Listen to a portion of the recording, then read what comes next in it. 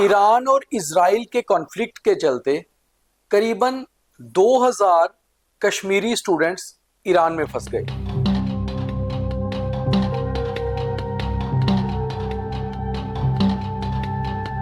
उसके बाद भारत सरकार ने ऑपरेशन सिंधु लॉन्च किया, जिसके जरिए करीबन अभी तक 100 से ज़्यादा स्टूडेंट्स को वापस लाया गया है और वो अपने घर सुरक्षित पहुंच चुके हैं। अभी भी एक लंबा अभियान है और करीबन 1800-1900 स्टूडेंट ऐसा है जो कश्मीर से हैं और ईरान में फंसे हुए हैं। अगर पूरे देश की बात करें तो करीबन 6 से 7 हज़ार स्टूडेंट्स ईरान में पढ़ाई कर रहे थे जो वहां फंस गए और अब उन्हें वापस लाने की मुहिम चल रही है। आखिर क्यों जाते हैं जम्मू कश्मीर के स्टूडेंट्स ईरान में पढ़ने? क्या कारण है? क्या वहां पढ़ाई बेहतर और सस्ती है, या फिर ये लगता है कि कल्चर ऑलमोस्ट सेम है इसलिए वहां जाना चाहिए? आज इसके ऊपर बात करनी बहुत जरूरी है। बच्चों की मानसिकता क्या है, उनके पेरेंट्स की मानसिकता क्या है, ये भी समझना बहुत जरूरी है।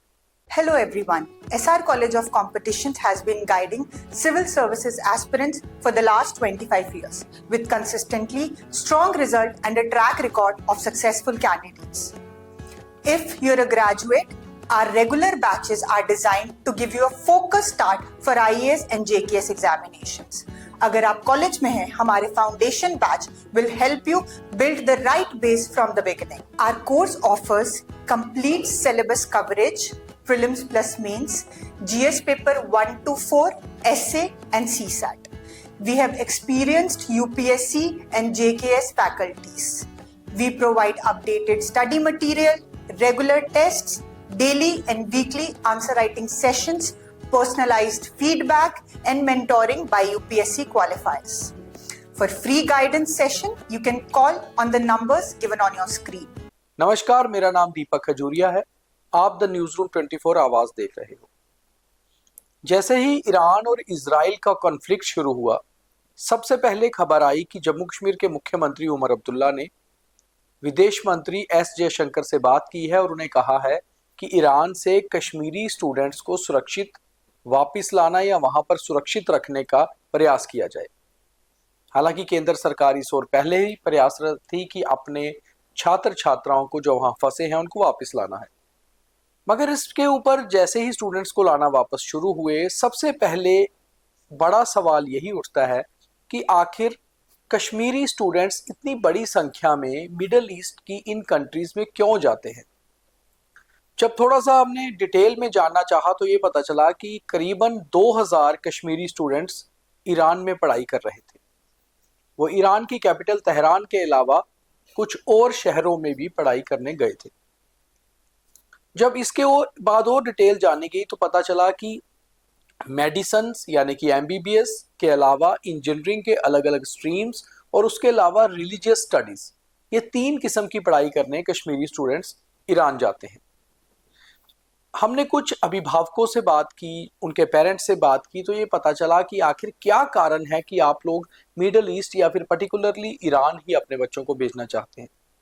तो उनका कहना था कि 3 कारण है। पहला कारण ये है कि जो MBBS इंडिया के किसी बड़ी यूनिवर्सिटी से करीबन 1 करोड़ रुपए में होती है, वही MBBS बांग्लादेश में करीबन 30 लाख में और ईरान में करीबन 40 लाख में हो जाती है। दूसरा, ईरान एक शिया बहुमूल्य मुल्क है, यानी कि शिया मुस्लिम्स मेजॉरिटी एक कंट्री है और वहां पर कम से कम कल्चरल एंटिटीज सेम है, यानी कि कश्मीर और ईरान का जो कल्चर है वो ऑलमोस्ट मिलता है और मुस्लिम मेजॉरिटी होने के कारण वहां पर स्टूडेंट्स जो है वो कंफर्टेबल फील करते हैं। तीसरा, कुछ पेरेंट्स का ये भी कहना था कि खान पान भी सेम है। ऑलमोस्ट वाजवान की कुछ आइटम्स जो हैं वो कश्मीर में जो बनाई जाती हैं वैसे ही ईरान में भी बनाई जाती हैं। तीसरी चीज ये है कि मौसम जैसे कश्मीर में बहुत खुशनुमा और ठंडा होता है, वैसे ही ईरान का मौसम भी बहुत अच्छा होता है। उसके अलावा जब हमने ये जानना चाहा कि आखिर ईरान ही क्यों, तो फिर ये पता चला कि सिर्फ ईरान नहीं, बांग्लादेश, ईरान, अर्मीनिया या कुछ और कंट्रीज जो हैं मिडिल ईस्ट की खास तौर पे, वहां पर भी भेजा जाता है कश्मीर के स्टूडेंट्स को पढ़ने के लिए और खास तौर पे MBBS और इंजीनियरिंग के लिए। मगर इसका एक दूसरा पहलू भी है। ये तो रहा कि वहां के पेरेंट्स या वहां के स्टूडेंट्स क्या कहते हैं जो ऑलरेडी पढ़ने गए हुए हैं। जब हमने इसका दूसरा पहलू जानना चाहा तो जो एक्सपर्ट्स हैं उनसे ये पता चला कि एक क्यूएस रैंकिंग होती है एजुकेशनल यूनिवर्सिटीज की। उस रैंकिंग के हिसाब से देखा जाता है कि किस देश की बेहतर यूनिवर्सिटीज टॉप लेवल पे आती हैं। तो अगर हम पूरे दुनिया की 200 टॉप यूनिवर्सिटीज देखें जो एमबीबीएस यानी कि मेडिकल स्टडीज या फिर इंजीनियरिंग स्टडीज करवाती हैं, तो उसमें इंडिया के 3 टॉप कॉलेजेस आते हैं, जिसमें आईआईटी दिल्ली, आईआईटी बॉम्बे और आईआईटी मद्रास है।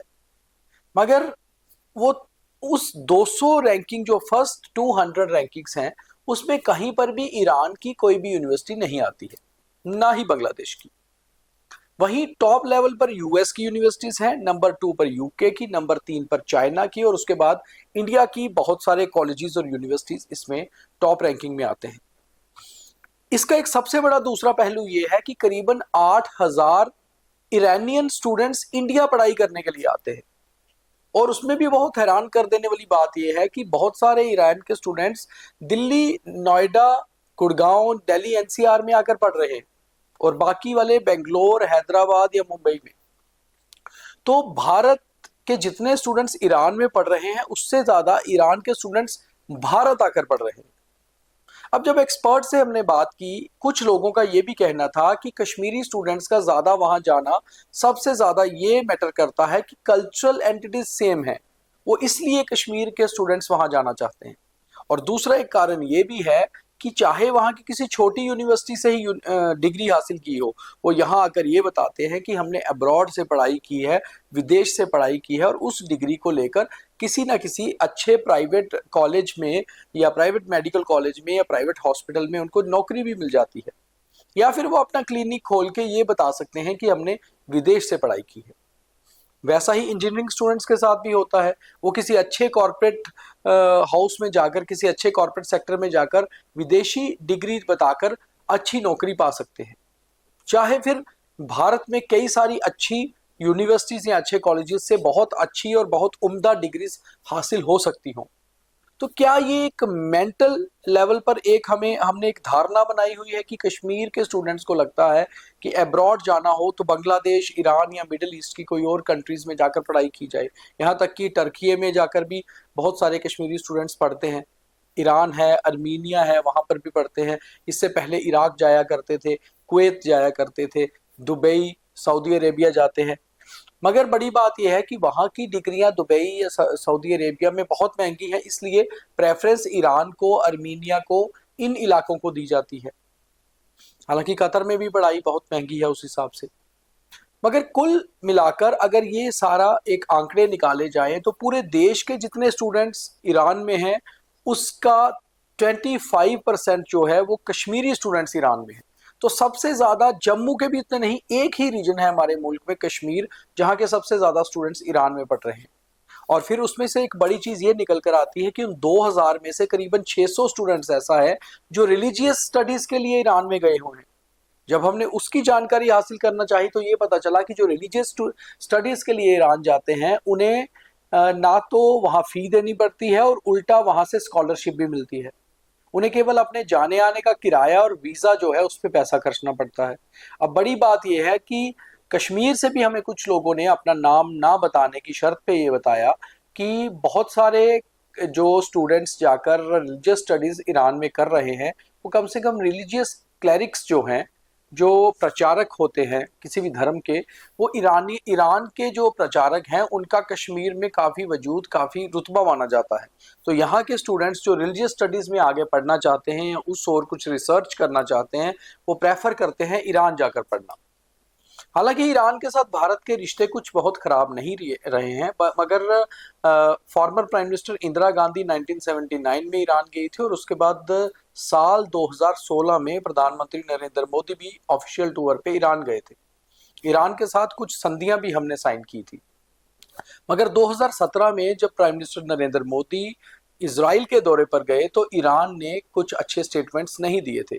उसके बाद ईरान के जो सुप्रीम लीडर हैं उन्होंने मई 2024 और सितंबर 2024 को भारत के ऊपर एक आरोप लगाया था कि भारत में ईरान के स्टूडेंट्स जो हैं उनके साथ कुछ गलत बर्ताव भी हुआ है, जबकि भारत ने उसका जवाब देते हुए कहा था कि भारत एक सेक्युलर मुल्क है जहां बड़ी संख्या में मुस्लिम रहते हैं और यहां पर कभी भी धर्म के नाम पर या जात पात के नाम पर ऐसा नहीं होता। और भारत ने उसके जवाब में कहा था कि जितने भी स्टूडेंट्स ईरान के भारत में पढ़ रहे हैं वो सब सेफ हैं, सब सिक्योर हैं। ये एक सबसे आखिरी ईरान के साथ जो हमारी बातचीत की हल्की सी जो दिक्कत आई थी, ये सितंबर 2024 का बयान था। उसके बाद से सब कुछ नॉर्मल चल रहा है। मगर ईरान के अगर स्टूडेंट्स भारत पढ़ने के लिए आते हैं तो वो कम से कम यहाँ से बेहतर डिग्रियां हासिल करके जाते हैं और बेहतर नौकरियां या ईरान में या अब्रॉड किसी और मुल्क में पाते हैं। मगर कश्मीर के स्टूडेंट्स का इतनी बड़ी संख्या में जाना ईरान, ये समझ नहीं आता। और यही समझने के लिए हमने जो आपको पूरी डिटेल में बताया कि 3 बड़े कारण, उन 3 कारणों में सबसे पहले कि अपनी रिलीजियस एंटिटीज सेम है, कल्चरल एंटिटीज सेम है। दूसरा ये है कि उन पेरेंट्स का और स्टूडेंट्स का मानना है कि भारत की प्राइवेट यूनिवर्सिटीज के मुकाबले ईरान की यूनिवर्सिटीज में फी स्ट्रक्चर बहुत कम है। और तीसरा खान पान और मौसम। मगर जो कुछ भी कह लें, भारत में अगर आज हम पढ़ाई की बात करें तो ईरान या मिडिल ईस्ट से कई बेहतर पढ़ाई भारत की यूनिवर्सिटीज और कॉलेजेस में है।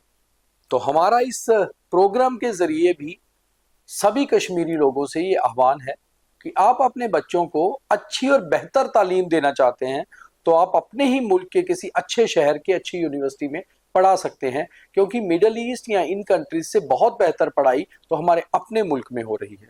और यहाँ की डिग्रीज की वैल्यू कई सारी अब्रॉड कंट्रीज में है, अगर बाहर जाके आप जॉब भी करना चाहते हैं।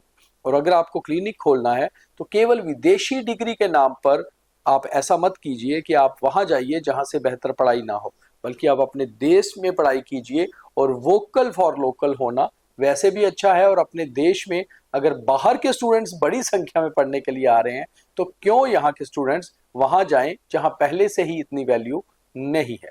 तो मुझे लगता है कि ये डिटेल में आपको समझ आया होगा कि आखिर क्यों जाते हैं कश्मीरी स्टूडेंट्स ईरान या मिडिल ईस्ट में पढ़ाई करने। मगर उन्हें ये समझना होगा कि कम से कम यहाँ पढ़ाई उससे बेहतर है। बहुत धन्यवाद।